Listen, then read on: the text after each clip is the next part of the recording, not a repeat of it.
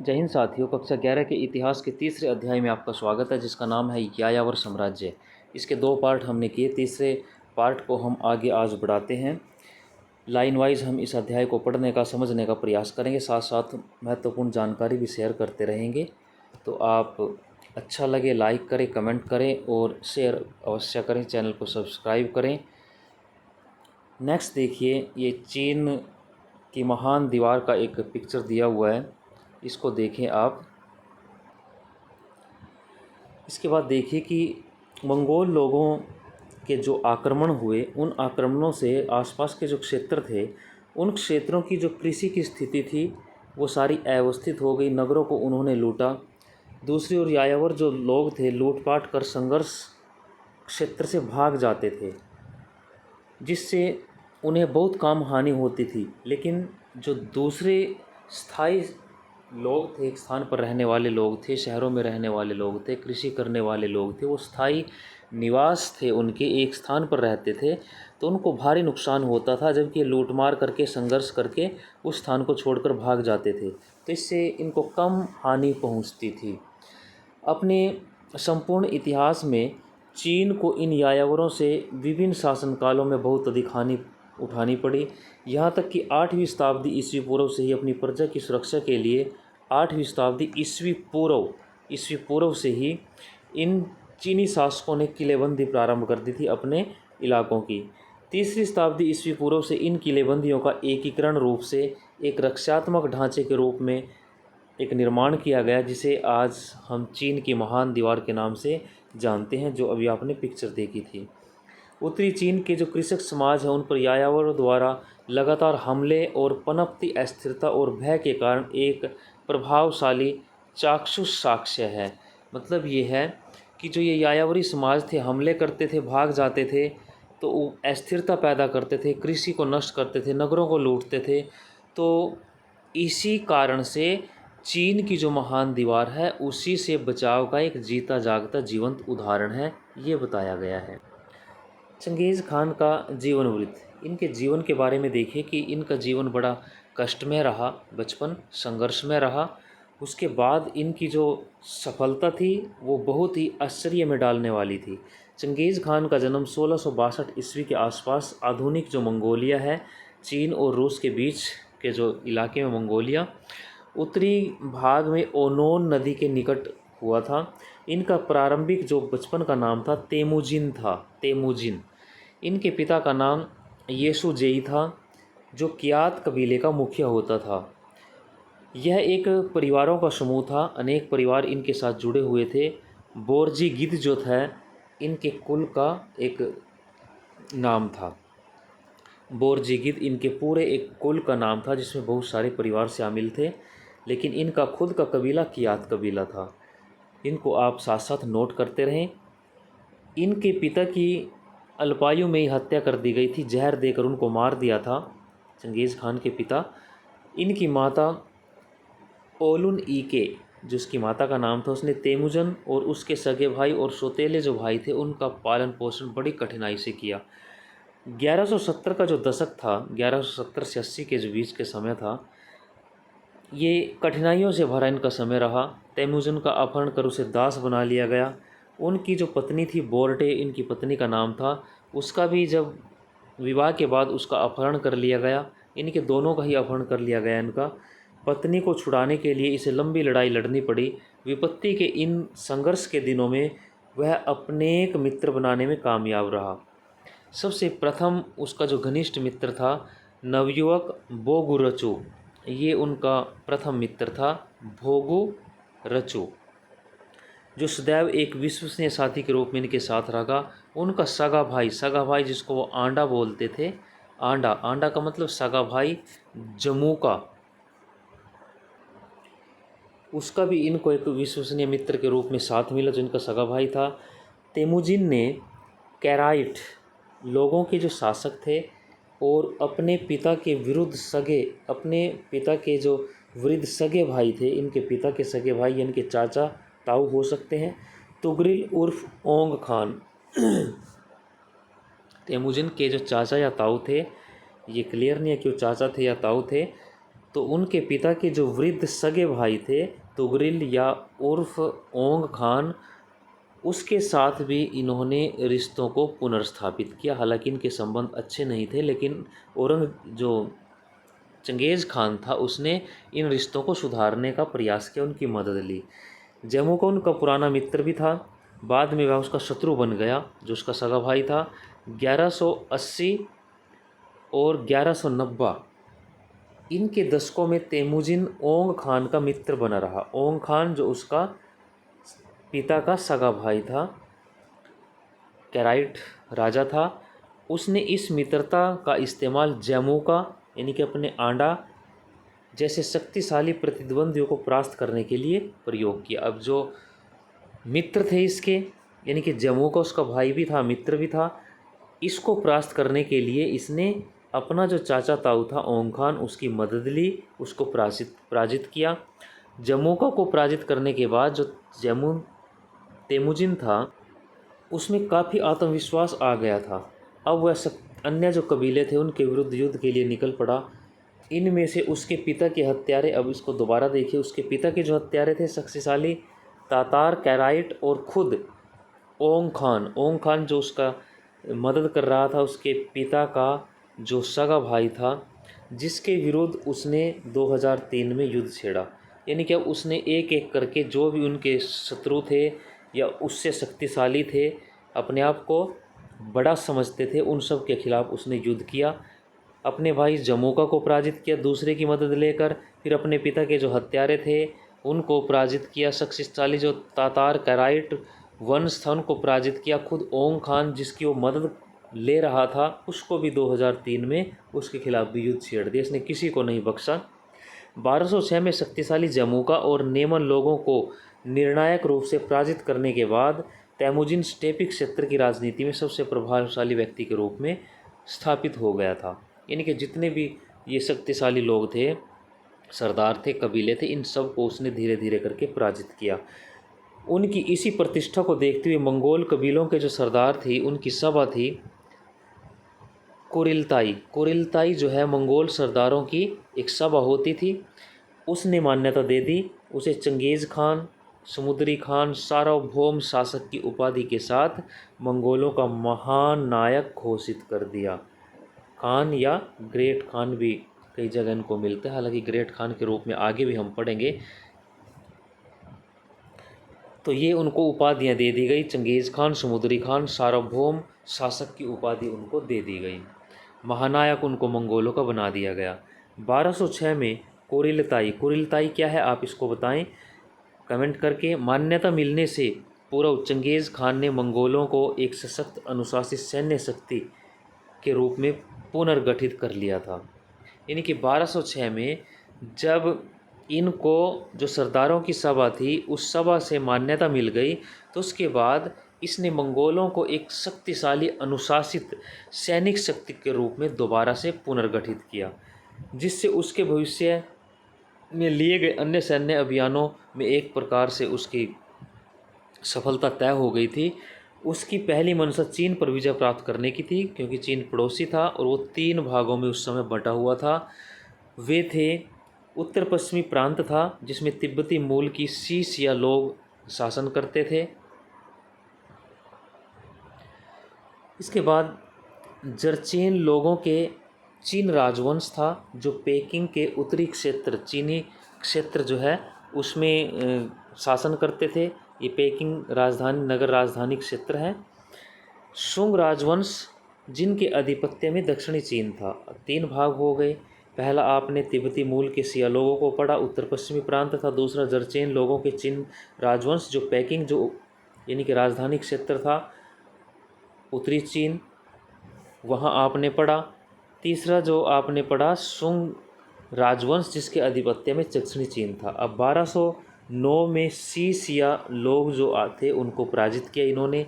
1213 में चीन की महान दीवार को लांघ कर इन्होंने 1215 में पेकिंग नगर को लूट लिया जो दूसरा स्थान था। चीन वंश के विरुद्ध जो तीसरा पार्ट था 1234 तक लंबी लड़ाइयाँ चलती रही, पर चंगेज़ खान इसमें सफल नहीं हो पाया। लेकिन चंगेज़ खान अपने सैनिक अभियानों से काफ़ी संतुष्ट था, इसलिए उस क्षेत्र के सैनिक मामले अपने अधीनस्थों को छोड़कर 1216 में मंगोलिया स्थित अपनी मातृभूमि में लौट आया था।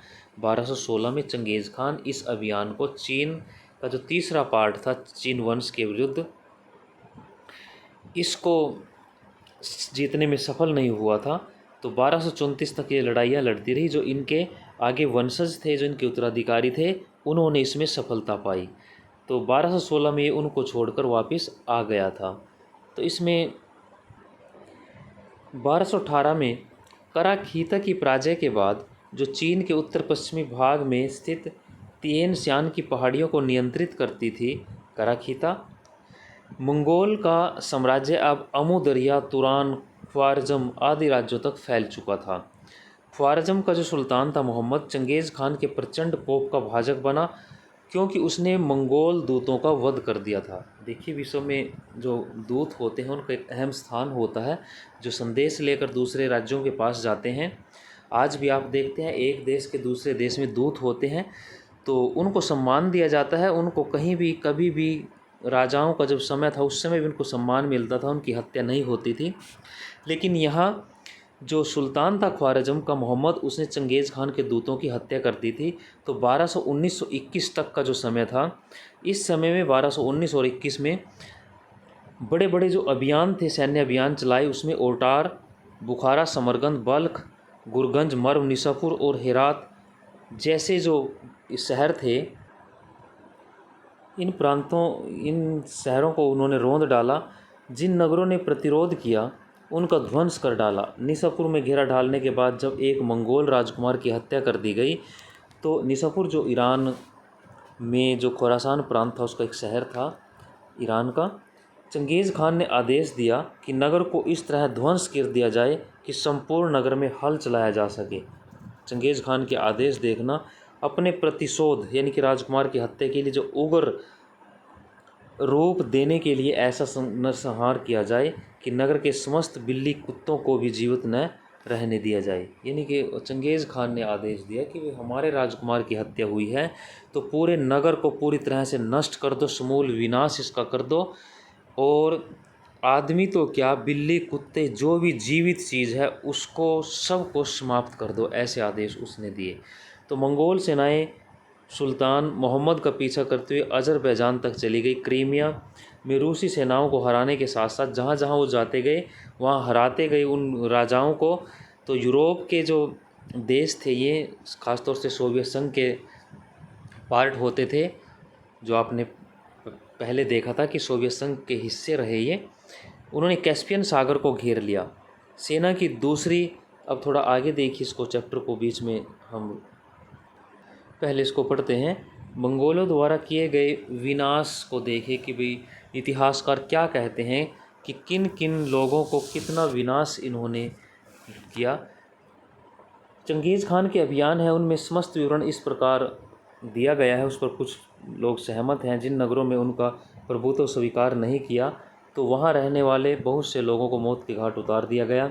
इनकी संख्या चौंका देने वाली थी। 1220 में निसापुर, जो आपने ईरान का हिस्सा पढ़ा था, उसमें अधिपत्य के दौरान 17,47,000, जबकि 1222 में हिरात जो अफ़गानिस्तान का शहर था उसमें 16 लाख, और 1258 में बगदाद पर अधिपत्य करने के लिए 8 लाख लोगों का वध कर दिया। बगदाद इराक़ की राजधानी। तो ये दिया हुआ है कि कितना विनाश इन्होंने किया, करोड़ों में, लाखों में। अगर सारे आप जोड़ के देखें तो करोड़ों की आबादी इनकी बनती है जिन लोगों का इन्होंने वध किया। इसके अलावा छोटे छोटे जो नगर थे वहाँ भी इसी प्रकार, जैसे नासा है 17,000, बहाक ज़िला 17,000, कोहिस्तान के तुर नगर में 12,000 लोगों को अपने जीवन से हाथ धोना पड़ा। कोहिस्तान ये अफ़गानिस्तान की सीमा पर पाकिस्तान का हिस्सा है। तो ये लगभग भारत की सीमाओं तक पहुँच गए थे ये।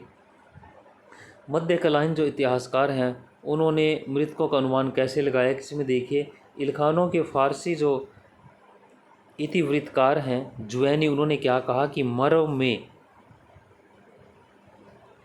में 13 लाख लोगों का वध कर दिया गया था। इसका अनुमान इस प्रकार से लगाया गया है कि 13 दिन तक 1 लाख शव प्रतिदिन गिने जाते थे। तो इस प्रकार ये आप देखिए कि कैसे इन लोगों ने कितना विनाश इन्होंने किया। अब दोबारा वापस अपने चैप्टर पर लौटते हैं। नेक्स्ट देखिए कि जो टुकड़ी सुल्तान का पीछा कर रही थी, उसने सुल्तान के पुत्र जलालुद्दीन का अफ़गानिस्तान और सिंध प्रदेश तक पीछा किया। उसके साथ साथ उसका जो बेटा था जलालुद्दीन सुल्तान मोहम्मद का, उसका भी पीछा उन्होंने अफ़गानिस्तान और सिंध प्रांत तक किया, यानी कि भारत तक पहुंच गए थे। सिंध प्रदेश यानी कि भारत, जो आज पाकिस्तान, तो ये भारत था सारा। सिंधु नदी के तट पर चंगेज़ खान ने उत्तरी भारत और असम मार्ग से मंगोलिया वापस लौटने का विचार किया, परंतु असहनीय गर्मी, प्राकृतिक आवास की कठिनाई, उसके समन निमित्तज्ञ द्वारा दिए गए अशुभ संकेतों के आभास ने उसे अपने विचारों को बदलने पर बाध्य कर दिया था। अब यहाँ देखिए कि भारत की सीमा को छूकर सिंध प्रांत तक, भारत तक ये पहुँचे, तो ऐसा क्या हुआ कि जो चंगेज़ खान था वापस लौट गया। जैसे सिकंदर आगे नहीं बढ़ पाया भारत में, उसी प्रकार चंगेज़ खान भी यहाँ से आगे नहीं बढ़ पाया। उसके इतिहासकार अलग अलग कारण बताते हैं। जैसे एक कारण तो ये बताया जाता है कि जो जलालुद्दीन है, उसको दिल्ली का जो सुल्तान इल्तुतमिश था, उसने शरण देने से मना कर दिया था। इस वजह से हो सकता है कि चंगेज़ खान ने उससे कुछ प्रसन्नता महसूस की हो और ये मान लिया हो कि भाई जो इल्तुतमिश है उसे स्वीकार कर रहा है, उसकी अधीनता स्वीकार कर रहा है, उस पर आक्रमण ना किया हो। एक कारण ये हो सकता है। दूसरा कारण इसमें असहनीय गर्मी दी हुई है कि भाई ये ठंडे इलाकों के रहने वाले लोग थे और यहाँ पर भीषण गर्मी के इलाके थे, प्राकृतिक आवास रहने की उनकी समस्या थी, और उनका जो समन निमित्तज्ञ था, जो यानी कि संकट आपदाओं की जानकारी देने वाले जो विशेषज्ञ उनके साथ थे, उन्होंने भी अशुभ संकेत का आभास करवाया कि भाई आगे जाना मंगोलों के लिए हमारे लिए शायद अच्छा नहीं होगा, क्योंकि उन्होंने सबक किससे लिया। जो सिकंदर था, सिकंदर भी इन इलाकों से वापस लौट गया था। जब सिकंदर आगे नहीं बढ़ पाया तो ऐसे उनके मन में बहुत सारे डर थे, तो इन्हीं डर की वजह से उसने यहीं से अपना अभियान भारत विजय या भारत की तरफ आगे बढ़ने से वापस छोड़ दिया और दोनों रास्तों से पीछे हटता चला गया। उत्तरी भारत से इसी साइड से, दूसरा असम मार्ग से भी ये मंगोलिया वापस लौटने के लिए मजबूर हो गए। तो इसके इतिहासकार अलग अलग कारण बताते हैं। अपने जीवन का अधिकांश भाग युद्ध में व्यतीत करने वाला जो चंगेज़ खान था, 1227 में उनकी मृत्यु हो गई। उनकी सैनिक उपलब्धियां विस्मित करने वाली थी, चौंकाने वाली थी। यह बहुत हद तक स्टेपी क्षेत्र की युद्ध शैली बहुत से आयामों को आवश्यकतानुसार परिवर्तन और सुधार करके उसको प्रभावशाली रणनीति में बदल पाने का परिणाम था। कि भी इतनी सफलता इस वजह से की क्योंकि उन्होंने सैनिक तंत्र को मजबूत किया, अनुशासित किया और कठोर नियम बनाए सैनिकों के लिए। मंगोल और तुर्कों के जो घुड़सवारी कौशल थे, उसकी सेना को गति प्रदान की। दूसरा, घोड़े पर सवार होकर तीरंदाजी का जो कौशल था उनका अद्भुत था। बचपन से वो इसी जीवन शैली को जीते आए थे। आदिवासी खानाबदोश लोग थे। घोड़े और धनुषों से उनका बहुत वास्ता था, जिसे उन्होंने अपने दैनिक जीवन में जंगलों में पशुओं का आखेट करने के लिए इस चीज़ों का वो प्रयोग करते थे। तो ये सारी चीज़ें उनके लिए मददगार सिद्ध हुई। घुड़सवारी तीरंदाजी के अनुभव ने उनकी जो सैनिक गति है उसको बहुत तेज़ कर दिया था। स्टेपी क्षेत्र के घुड़सवार सदैव फुर्तीले और तेज़ गति से यात्रा करने वाले होते थे। अब उन्हें अपने आसपास के भूभागों के मौसम की जानकारी भी हो गई थी, क्योंकि इन इलाकों में विचरण करते थे, वो घूमते थे, जिससे उन्हें अकल्पनीय कार्य करने की क्षमता प्रदान की, क्योंकि सारा भौगोलिक परिवेश से अब वो परिचित थे यहाँ के। उन्होंने घोर शीत ऋतु में, जब सभी लोग अपने अभियानों को बंद कर देते थे, जो घोर शीत ऋतु होती थी, उसमें युद्ध आरंभ कर दिए इन्होंने। यानी कि जो पहले से नियम चले आ रहे थे उनका विरोध किया इन्होंने, उसके उलट काम किया। उनके नगरों और शिविरों में प्रवेश करने के लिए जो बर्फ़ से जमी नदियां थी, उनको राजमार्गों की तरह प्रयोग किया। अब सामान्य दिनों में जो नदियां थी उनको पार करना बड़ा चुनौती होता था, बहुत नुकसान होते थे, बहुत समय भी लगता था। लेकिन अब क्या था, अब इन लोगों ने, जो घोर शीत ऋतु थी उसमें सारे नदी नाले जम जाते थे बर्फ़ में, तो उनको इन्होंने सड़कों के रूप में प्रयोग कर लिया। उनके ऊपर से अपने घोड़े दौड़ाने लगे। कोई बाधा उनको मार्ग में नहीं आई। यायावर लोग अपनी परंपराओं के अनुसार प्राचीरों से के आरक्षित शिविरों में पैठ बनाने में सक्षम नहीं थे, पर चंगेज यायावर लोग थे अपनी जो पुरानी परंपराएं थी उनके अनुसार जो प्राचीर होती थी उनमें आरक्षित शिविरों में पैठ बनाने में सक्षम नहीं थे।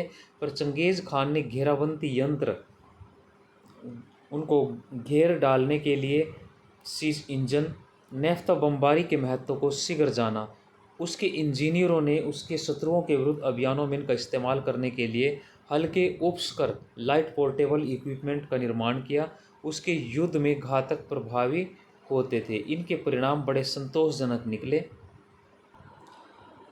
अब इन लोगों ने नए तरीके अपनाए। नए तरीकों में जैसे शीत ऋतु में भीषण शीत ऋतु में युद्ध नहीं करते थे, न युद्ध प्रारंभ किए। नदी नाले जो बाधा उत्पन्न करते थे सामान्य दिनों में, अब वो जम गए, उनको सड़कों के रूप में इन्होंने इस्तेमाल किया। तो इनकी विजय को आसान कर दिया। सभी लोग अपने घरों में नगरों में बंद रहते थे और इन्होंने उन पर लूटमार और आक्रमण शुरू कर दिए। दूसरा क्या इन्होंने अपना बदलाव किया, इन्होंने घेराबंदी अंतरसीज इंजन दिए हुए हैं। घेराबंदी डालने के लिए इन्होंने नई तकनीकों का उपयोग किया।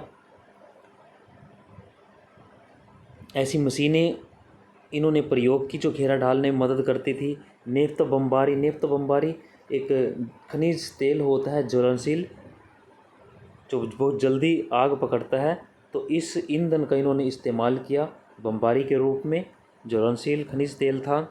और इसके अलावा इनके जो इंजीनियर थे, जो इन उपकरणों का निर्माण करते थे लड़ाई के, चल उपस्कर का लाइट पोर्टेबल इक्विपमेंट, जिनको आसानी से हल्के जो ऐसी मशीनें होती थी, हथियार होते थे जिनको आसानी से एक स्थान से दूसरे स्थान पर ले जाया जाता था, ये ऐसे घातक हथियार थे जिन्होंने इनकी जो सफलता थी उसको बहुत आसान कर दिया था।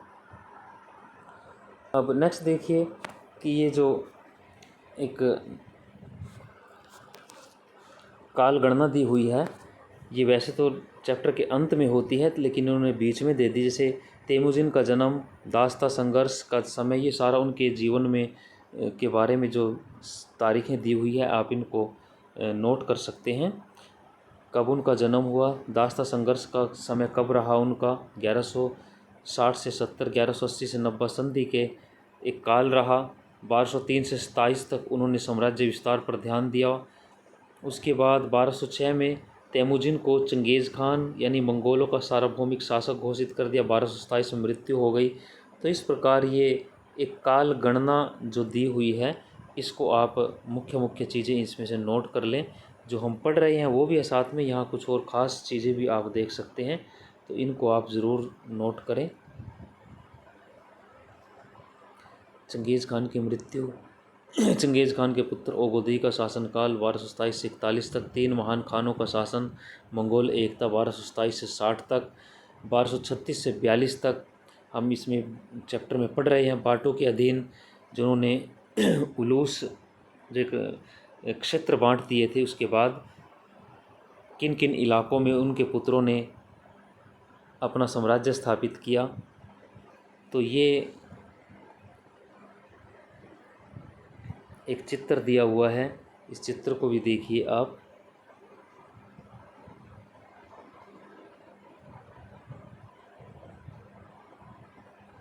उसके बाद फिर काल गणना है। 1258 में क्या हुआ, बगदाद पर अधिकार किया इन्होंने। मोंके का जो छोटा भाई था हेलकू, उसके अधीन ईरान को छोड़ दिया। 1260 में पेकिंग में महान खान के रूप में कुबलुई जो खान था उसका राजा बना दिया गया। तो ये सारी चीज़ें आप साथ साथ नोट कर लेना। गोल्डन हॉर्ड के नाम से 1260 में चगताई, तोलोलुद, ये सारे क्षेत्र इनको जो बांट दिए गए थे, तो ये उसका विवरण दिया हुआ है। हम बीच में चैप्टर में भी इनको पढ़ रहे हैं, तो यहाँ आप इनकी तारीखों को आप इनमें से नोट कर लेना।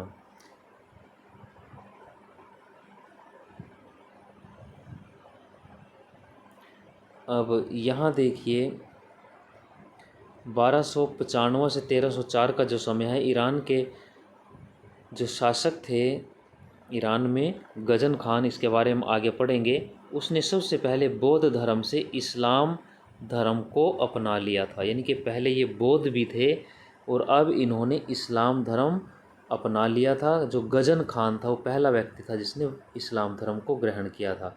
धीरे धीरे अन्य जो इलखानी सरदार थे उन्होंने भी इस्लाम को अपना लिया। यानी कि उससे पहले ये चंगेज़ खान, अगर हम कहें तो मुसलमान नहीं था। तो 1304 1295 से 1304 का जो समय रहा गजन खान, उन्होंने सबसे पहले बौद्ध धर्म को अपनाया था। तो ये आप यहाँ नोट कर सकते हैं इस चीज़ को। तो नेक्स्ट देखिए, 1370 से 1405 तैमूर का शासन देखिए। बरलास तुर्क होते हुए उसने चगताई वंश के आधार पर अपने को चंगेज़ खान का वंशज बताया। जो तैमूर, भारत में तैमूर था, भारत पर हमला किया था उसने। तो इसको आप देखें, वो अपने आप को मंगोल कैसे कहता है। तैमूर का शासन बरलास तुर्क होने के साथ, बरलास तुर्क था ये, उसने चगताई के वंश के आधार पर अपने को चंगेज़ खान का वंशज बताया। उसने स्टेपी क्षेत्र की स्थापना, स्टेपी जो साम्राज्य थी उसकी स्थापना की। टोलू राज्य, चगताई और चोजी राज्यों के कुछ हिस्सों चीन को छोड़कर उनको सम्मिलित करते हुए स्टेपी क्षेत्र में साम्राज्य का गठन किया। उसने अपने को गुरेगेन यानी कि शाही दामाद की उपाधि से विभूषित किया। यानी कि चंगेज़ खान के कुल की एक राजकुमारी से विवाह किया था। जो तैमूर लंग था उसने चंगेज़ खान के परिवार की एक राजकुमारी से विवाह किया था। इस वजह से वह अपने आप को मंगोलों के साथ जोड़ता था। अब 1495 से 1350 जहीरुद्दीन बाबर जो था वो तैमूर और चंगेज़ खान का वंशज था। बाबर जो था तैमूर और चंगेज़ खान का वंशज था। तैमूर अभी आपने ऊपर पढ़ा था कि उसने मंगोलों के कुल की एक राजकुमारी से, लड़की से शादी की थी। उस वजह से वो उस मंगोलों के साथ जुड़ गया। उनको अपना यानी कि शाही दामाद की उपाधि से वो विभूषित करता था। अब जो बाबर था वो तैमूर और चंगेज़ खान का वंशज था। फरगना समरकंद के तैमूरी क्षेत्र का उत्तराधिकारी बना। वहाँ से उसको भगा दिया गया, काबुल पर कब्जा किया। 1526 में दिल्ली और आगरा पर अधिकार जमाया। भारत में मुग़ल साम्राज्य की जो नींव है उन्हीं के द्वारा डाली गई थी। तो ये आप उज़्बेकिस्तान का नाम पढ़ा, ये भी आप देखिए कि जोची के जो कनिष्ठ पुत्र थे शिबान का वंशज शैबानी खान द्वारा तुरान पर आधिपत्य है। तुरान में शैबानी सत्ता, शैबानियों को उज़्बेक भी कहा जाता था, जिनके नाम से ही वर्तमान उज़्बेकिस्तान पड़ा है। मध्य एशिया के जो देश है को सुदृढ़ किया। इस क्षेत्र से बाबर और तैमूर के जो वंशज थे उनको मार भगाया। तो चीन ने मंचुओं से मंगोलिया पर विजय प्राप्त की थी 1759 में, और 1921 में मंगोलिया का गणराज्य बना। अब ये देखिए यहाँ पर आपने सारी पढ़ी। अब चंगेज़ खान के उपरांत साम्राज्य देखिए कैसे विस्तृत होता है। चंगेज़ खान की मृत्यु के बाद मंगोल साम्राज्य को दो चरणों में विभाजित किया जा सकता है। पहला चरण 1236 से 1242 तक, अभी हमने जो काल गणना थी उसमें भी पढ़ा था, जिसके दौरान रूस के जो स्टेपी क्षेत्र थे, बुल्गार, कीव, पोलैंड, हंगरी, ये सारे रूस से जुड़े हुए राष्ट्र या प्रदेश रहे हैं। उस समय रूस के ही अधीन का क्षेत्र था ये। जैसे कीव है, कीव आज यूक्रेन युद्ध चल रहा है, यूक्रेन में की राजधानी है कीव। तो ये सारा क्षेत्र रूस से जुड़ा हुआ था जो यूरोप में गिना जाता है। उस पर इन्होंने विजय प्राप्त की। दूसरा चरण 1255 से 1300 तक रहा, जिसमें उसने समस्त चीन 1279 ईरान, इराक, सीरिया पर विजय प्राप्त की। 1255 से 1300 का समय। इन अभियानों के पश्चात राज्य की सीमाएं में स्थिरता आ गई थी। ये तेज़ अभियान इन्होंने चलाए थे। उसके बाद साम्राज्य बहुत दूर तक फैल गया था, तो राज्य की सीमाएं थोड़ी स्थिर हो गई थी। 1203 के बाद मंगोलों ने को बहुत ही कम विपर्याय का सामना करना पड़ा। कोई ज़्यादा संकट विपदाएं नहीं आई, परंतु ध्यान देने योग्य बात है कि 1260 के दशक के बाद भी पश्चिम के जो सैन्य अभियान है उनमें शुरुआती वेगों को जारी रखना संभव नहीं हो पा रहा था। 1260 के बाद के जो दशक थे, वियना और उससे परे पश्चिमी यूरोप, मिस्र, मंगोल सेनाओं के अधिकार में ही थे ये सारे इलाके।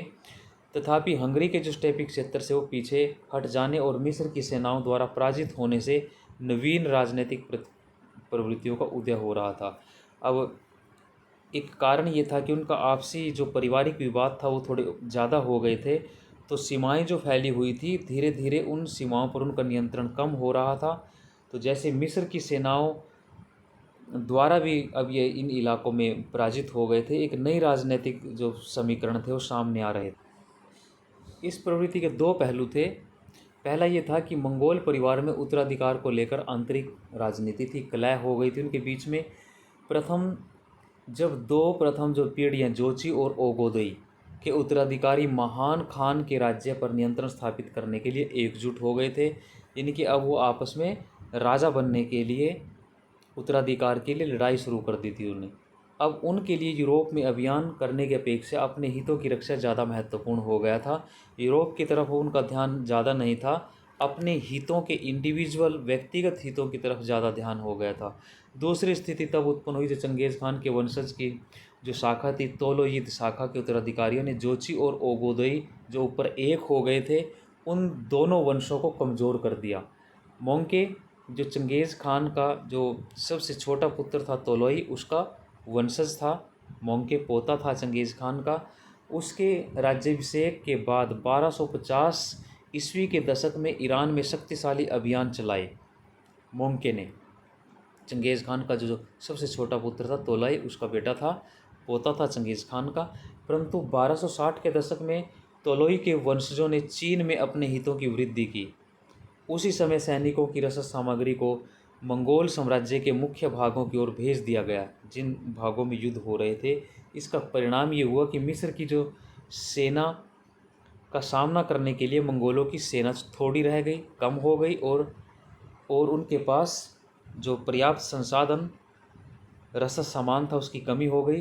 मंगोलों की पराजय हुई और तोलोई परिवार जो है चीन की तरफ उसकी रुचि बढ़ती चली गई।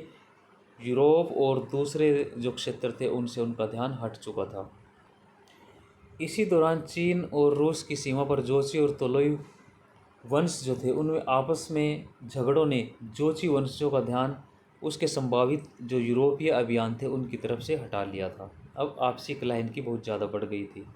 पश्चिम में मंगोलों का विस्तार रुक जाने से चीन में अनेक उनके अभियान स्थिर नहीं हुए। पश्चिम की तरफ उनका ध्यान कम हुआ, लेकिन चीन में उनका जो प्रभाव था वो उसी प्रकार था। यहाँ उनके आक्रमण विस्तार उसी प्रकार था। उन्होंने चीन को एकीकृत किया। ऊपर आपने पढ़ा था, चीन को उन्होंने 3 भागों में जो बटा हुआ था उसको धीरे धीरे करके जीत लिया। सबसे बड़ी सफलता को प्राप्त करने के पश्चात एक ही शासक परिवार के सदस्यों के मध्य आंतरिक विक्षोभ दिखाई देने लगे थे, आंतरिक झगड़े उनके बीच में अब दिखाई देने लगे थे। इस अध्याय के पहले अनुभाग में उन कारकों की हम चर्चा की जाएगी जिसके चलते मंगोलों को महान राजनीतिक सफलताएं प्राप्त हुई, परंतु उन्हीं की वजह से अब बाधाएं भी उत्पन्न हो गई थी। हमने पढ़ा था कि वो महान थे, आपस में कैसे एकजुट हुए।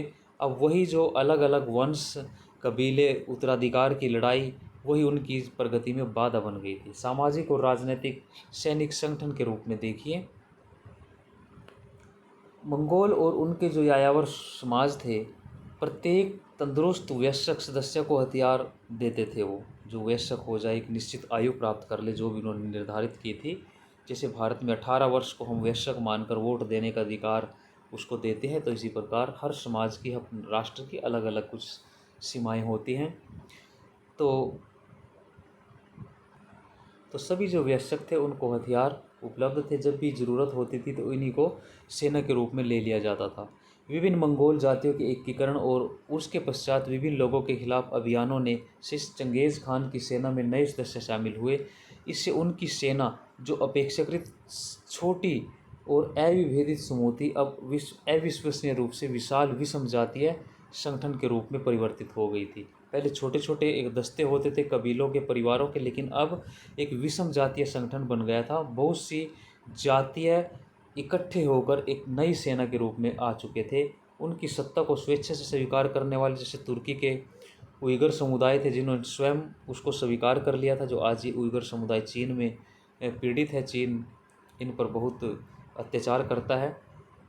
कैराइट जैसे जो पराजित हारने वाले लोग थे, उन्होंने भी अपनी पुरानी दुश्मनी को भुलाकर इस महासंघ में शामिल होना स्वीकार कर लिया था। तो ये एक संगठित हो रहे थे।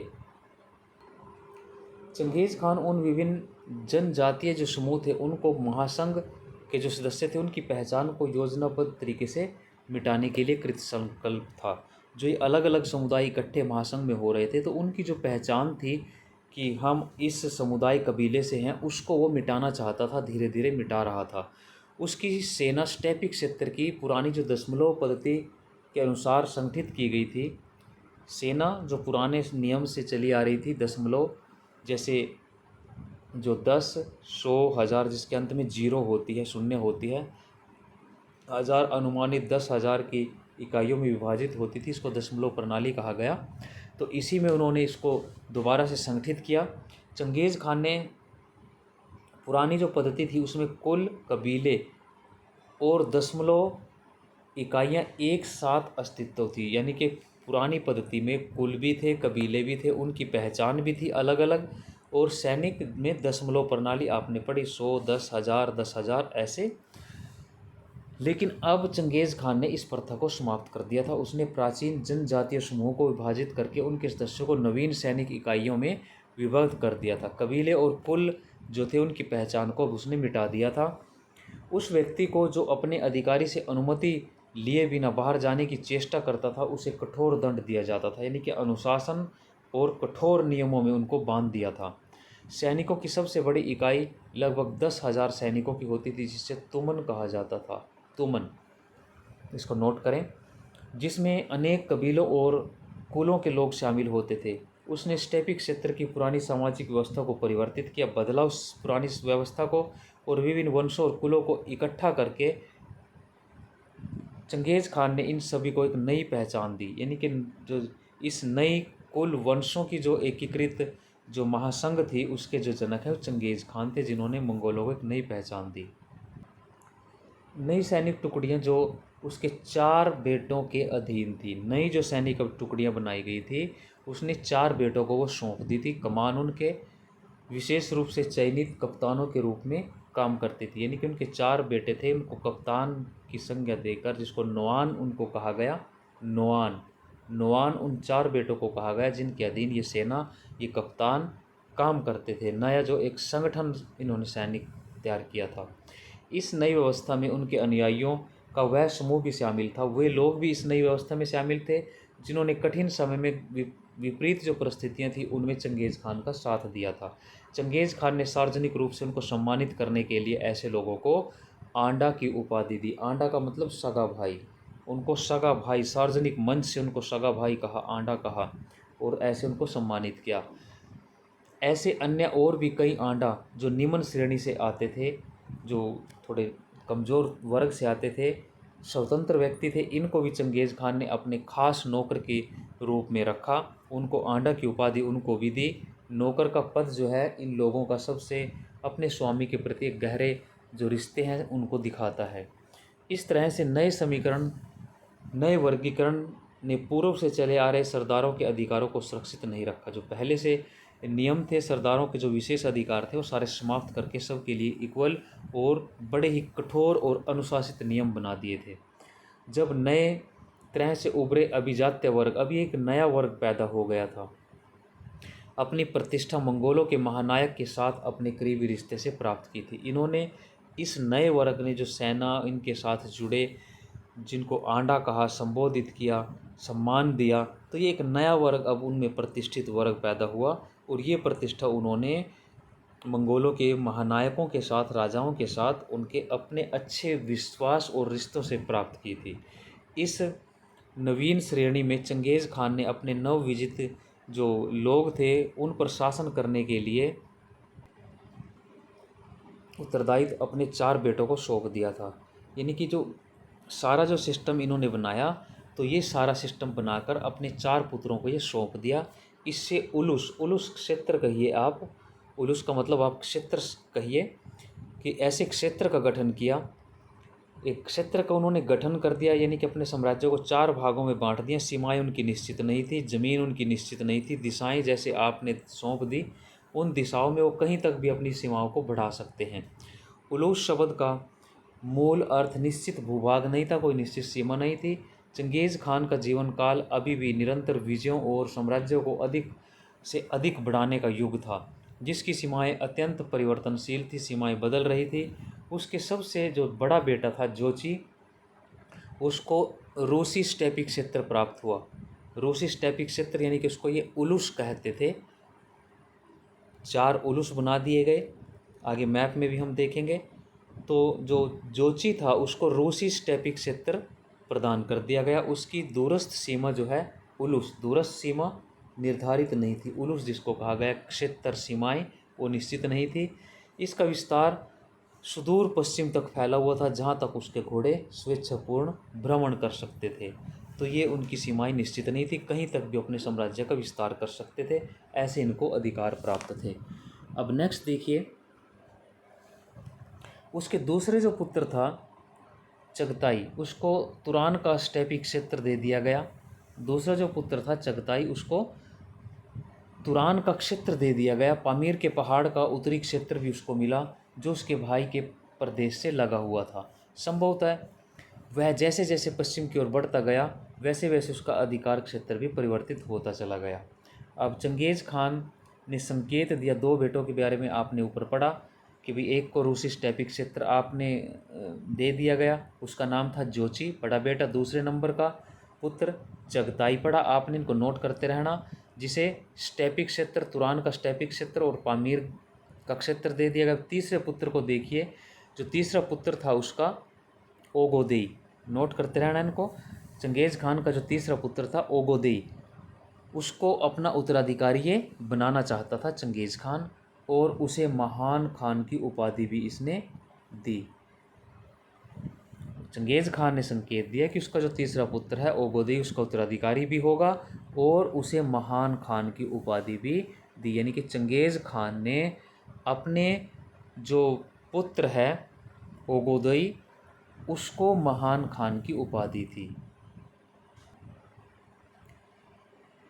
अब इस राजकुमार ने अपने राज्याभिषेक के बाद अपनी राजधानी कराकोरम में प्रतिष्ठित की थी। रूस का जो आप ये मानिए कि पूर्वी इलाका जो था, सबसे छोटे जो पुत्र थे। अब चौथा बेटे के बारे में आगे, तीसरा पुत्र हमने यहाँ पढ़ लिया। तीसरा पुत्र ओगोदेई था, जो उसे उत्तराधिकारी और महान खान की संज्ञा थी, इसको आप नोट कर लेना। और जो चौथा था कराकोरम का इलाका उसको था। चौथा जो बेटा था सबसे छोटा तोलोए, इसको अपनी पैतृक भूमि मंगोलिया दी गई, इसे मंगोलिया दी गई। यानी कि छोटा बेटा था चौथा जो तोलोए था, उसको मंगोलिया दे दिया गया। तो इस प्रकार आपने देखा कि चंगेज़ खान ने 4 बेटों में 4 क्षेत्र उसको बांटकर चारों बेटों को उलूस के रूप में उनको सौंप दिया था। ये आपने पढ़ा। चंगेज़ खान का यह विचार था कि उसके पुत्र परस्पर मिलजुल कर साम्राज्य का शासन करते रहेंगे। इसे ध्यान में रखते हुए उसने विभिन्न राजकुमारों के लिए अलग अलग सैन्य टुकड़ियाँ, तामा निर्धारित कर दी थी। सैन्य टुकड़ियों को क्या कहा गया? तामा। तामा जो है सैन्य टुकड़ियाँ थी, वो भी अलग अलग निर्धारित कर दी थी, बांट दी थी, जो प्रत्येक उलूस में तैनात रहती थी। उलूस क्षेत्र भाग 4 भागों में अपने साम्राज्य को बांटकर सैन्य टुकड़ियाँ तामा वहाँ निश्चित कर दी थी, निर्धारित कर दी थी, वो भी बांट दी थी, जो अलग अलग उलूस क्षेत्र में रहेंगी। परिवार के सदस्यों में राज्य की भागीदारी का जो बोध था, सरदारों की परिषद जो थी किरिलताई में होता था। अब परिवार के सदस्य थे, उसमें राज्य की भागीदारी, लोगों की भागीदारी किसकी कितनी होगी, तो ये जो सरदारों की परिषद होती थी किरिलताई, उसी में होगा। ये भी उस समय नियम बनाया हुआ था, जिसमें परिवार और राज्य के भविष्य का निर्माण अभियान, लूट का माल कैसे बंटेगा, चरागाह जो भूमि है, उत्तराधिकार के सारे निर्णय सामूहिक रूप से लिए जाते थे। यानी कि चारों राज्यों में, चारों बेटों में राज्य को बांटकर, सेना बांटकर, उनके सारी चीज़ें बांटकर, उनके ऊपर एक पारिवारिक जो सरदारों की परिषद थी वो भी यानी कि कार्यरत रहेगी। किरिलताई जो थी सरदारों की परिषद, वो ये बंटवारा कहीं आक्रमण करते हैं, लूट का माल होता है, अन्य जो कोई विवाद होते हैं उनको निपटारे के लिए उसकी शरण में जाते रहेंगे। इसके माध्यम से चारों बेटे आपस में जुड़े रहेंगे। ये एक योजना थी।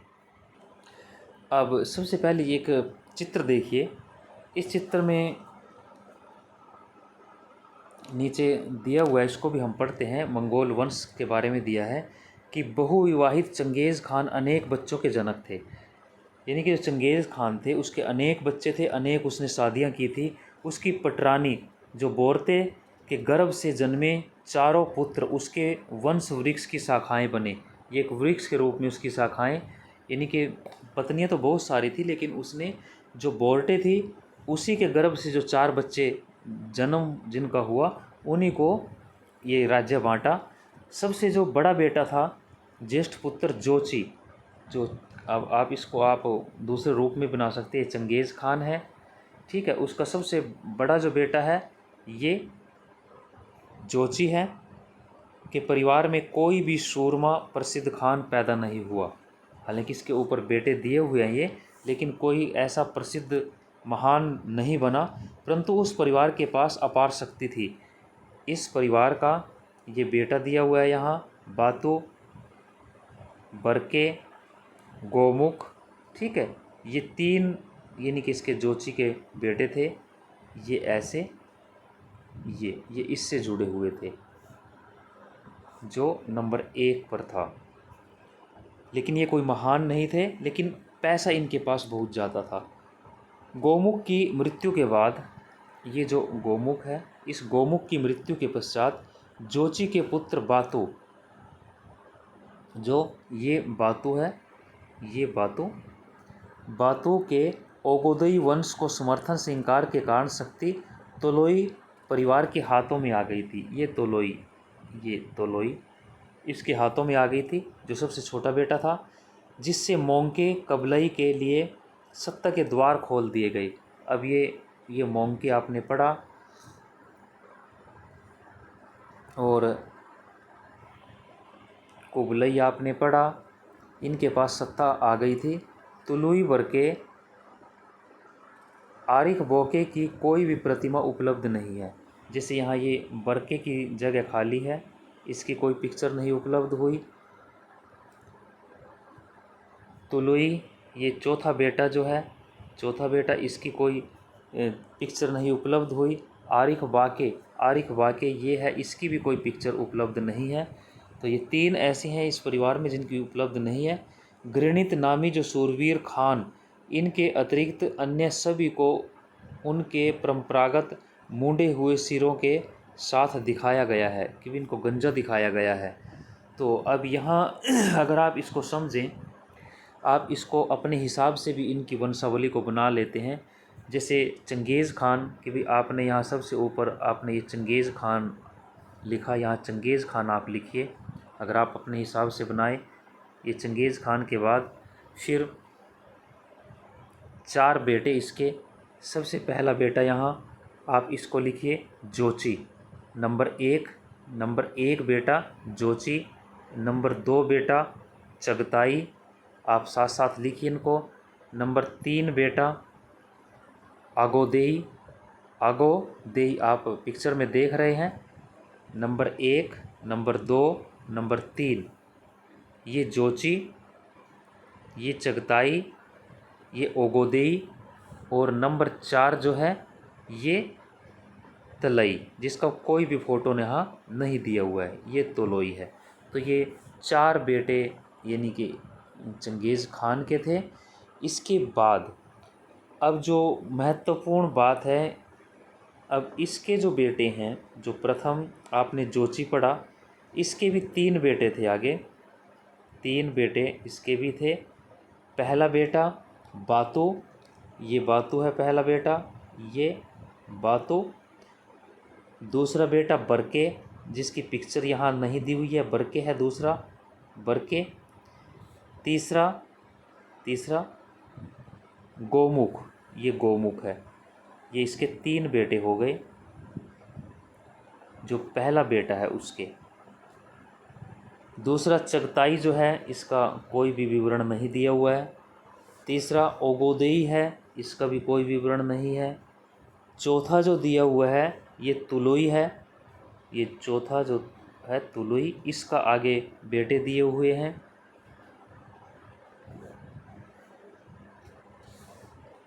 पहला मोंके, मोंके आपने पढ़ा, ये मोंके है। दूसरा कुबलई, ये कुबलई है। तीसरा हलाकू, ये तीसरा हलाकू है। और चौथा है आरिख बाके, आरिख बाके, ये चौथा आरिख बाके जिसकी पिक्चर नहीं दी हुई है। तो आप इसको जैसे आपको बताया गया आप ऐसे भी, या इस पिक्चर से आप जो बुक में दी हुई है इससे भी आप समझ सकते हैं, या जैसे मैंने आपको बताया नाम लिखकर आप इसको भी समझ सकते हैं। कोई दिक्कत है आप कमेंट कर सकते हैं। तो इसको आप समझने का प्रयास करें। थोड़ा आपको जूम करके दिखा देता हूँ। ये चंगेज़ खान एक वृक्ष के रूप में कि भी इससे क्या निकला। अब इसके 4 बेटे देखिए। सबसे पहला जोची है, आप देख रहे हैं। दूसरा चगताई, तीसरा ओगोदेई और चौथा तुलुई है जिसकी कोई पिक्चर यहाँ उपलब्ध नहीं है। अब पहला जो बेटा है जोची बड़ा, उसके 3 बेटे दिए हुए हैं, बातू। दूसरा बरके, इसकी कोई पिक्चर उपलब्ध नहीं। तीसरा गोमुख, ये दिया हुआ है लेकिन कोई महान नहीं था, लेकिन अमीर ये वंश था, अमीर परिवार था ये कोई महान राजा नहीं थे। दूसरा चगताई था, इसका कोई विवरण यहाँ उपलब्ध नहीं है। तीसरा ओगोदेई, इसके भी बेटों का कोई विवरण नहीं है। अब जो चौथा बेटा है, इन 4 में उन्होंने अपने साम्राज्य को बांट दिया था। हम अभी पीछे हमने पढ़ा था, चारों के नाम हमने अब पढ़ा था। तोलोई जो है इसका कोई पिक्चर नहीं उपलब्ध है। अब इस तोलोई जो चौथा बेटा था, सबसे छोटा बेटा था चंगेज़ खान का, उसका पहला बेटा था मोंके, ये पोते हैं चंगेज़ खान के। दूसरा कुबलई, तीसरा हलाकू, चौथा आरिख बाके, इसकी भी कोई पिक्चर उपलब्ध नहीं है। तो ये भी महान थे जिन्होंने इस साम्राज्य को फैलाने में बड़ा योगदान दिया था। तो इसको आप नोट कर सकते हैं जैसे भी आपको अच्छा लगे। नेक्स्ट देखिए, चंगेज़ खान ने पहले ही अपनी एक फुर्तीली हरकारा पद्धति अपना रखी थी। हरकारा पद्धति संचार एक व्यवस्था इसको हम कहेंगे, जिससे राज्य के दूर दराज के स्थानों पर परस्पर संपर्क रखा जाता था। हरकारा पद्धति क्वेश्चन आया हुआ था पीछे पेपर में, तो इसको अच्छे से समझने का प्रयास करें, नोट करें। परस्पर संपर्क आपस में बनाए रखा जाता। अपेक्षित दूरी पर, एक निश्चित दूरी पर निर्मित जो सैनिक चौकियों में स्वस्थ और बलवान जो घोड़े हैं, घुड़सवार संदेशवाहक तैनात रहते थे। इस संचार पद्धति की व्यवस्था करने के लिए मंगोल यायावर अपने पशु समूहों से अपने घोड़े और अन्य पशुओं का 10वां हिस्सा प्राप्त करते थे। इसे कोबकुर कर कहते थे। इसको भी अंडरलाइन करें, नोट करें। कोबकुर कर किसे कहते थे? जो इस हरकारा पद्धति के लिए मंगोल जो लोग थे वो अपने पशु समूहों से अपने घोड़े और अन्य पशु जो होते थे उनका 10वां हिस्सा प्राप्त करते थे। यानी कि 100 में से कह दें 10। तो इसे कोबकुर कर कहते थे। कोबकुर कर किसे कहते हैं ये आप समझें। इस उगाही को यायावर लोग अपनी इच्छा से देते थे। ये कोई टैक्स नहीं था, कोई ज़बरदस्ती नहीं थी, जिससे उन्हें अनेक लाभ प्राप्त होते थे। इसके बदले में उनको भी बेनिफिट होता था। चंगेज़ खान की मृत्यु के बाद इस हरकारा पद्धति का दूसरा नाम क्या था? याम भी इसको कहा गया। याम, आप इसको भी नोट करें। और सुधार इसमें किए गए। इस पद्धति की गति और विश्वसनीयता जो थी यात्रियों को आश्चर्य में डाल देती थी। कितनी विश्वसनीयता और कितनी तेज़ गति से ये हरकारा पद्धति काम करती थी। इससे महान खानों को अपने विस्तृत महाद्वीपीय साम्राज्य के सुदूर क्षेत्रों में होने वाली घटनाओं की जानकारी मिलती थी। यानी कि इसमें क्या दिया हुआ था कि नियमित रूप से कुछ दूरी पर, जैसे 10 किलोमीटर पर, 25 किलोमीटर पर या मील पर चौकियाँ बनी होती थी जिस पर स्वस्थ घुड़सवार रहते थे। और कोई भी संदेश एक घुड़सवार चौकी से दूसरी घुड़सवार चौकी तक जाता था तो एक व्यक्ति को, एक घुड़सवार को उतनी ही चौकी के बीच की जो दूरी होती थी वही तय करनी पड़ती थी और संदेश वहाँ शीघ्र पहुँच जाता था। फिर वहाँ जो नए व्यक्ति तैनात रहते थे जो पहले से अपना आराम कर रहे होते थे लेकिन अलर्ट रहते थे, वो आगे नेक्स्ट चौकी तक इसी प्रकार का संदेश देते थे। हमारे जिट रोड पर भी कुछ इस प्रकार के आप संकेत आज भी देख सकते हैं। जैसे करनाल में सेक्टर 4 में इस प्रकार का एक कोस मीनार दी हुई है।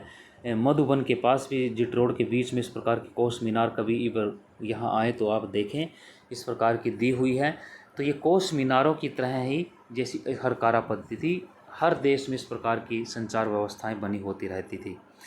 तो तथापि विजित क्षेत्रों लोगों को अपने नवीन यानावर शासकों से कोई लगाव नहीं था। जो ये लोग थे जिन क्षेत्रों को जीतते थे, तो मंगोल लोगों से उनका कोई ऐसा लगाव नहीं था, अच्छा नहीं मानते थे इनको। लेकिन 13वीं शताब्दी के पूर्वार्ध में युद्धों में अनेक नगर नष्ट कर दिए गए थे, कृषि को हानि पहुंचाई थी, व्यापार नष्ट कर दिए गए थे, दस्तकारी जो वस्तुएं थी वो सारी नष्ट कर दी गई थी, सैकड़ों हजारों लोग मारे गए थे, इससे कहीं अधिक लोग दास बना लिए गए थे। इनकी वास्तविक संख्या जो है अतिशयोक्तिपूर्ण तथ्यों के जाल में खो गई। जैसे हमने पीछे पढ़ा था, कई कई लाख लोग इन्होंने मारे। अब इस विषय में इतिहासकारों के अलग अलग मत हो सकते हैं।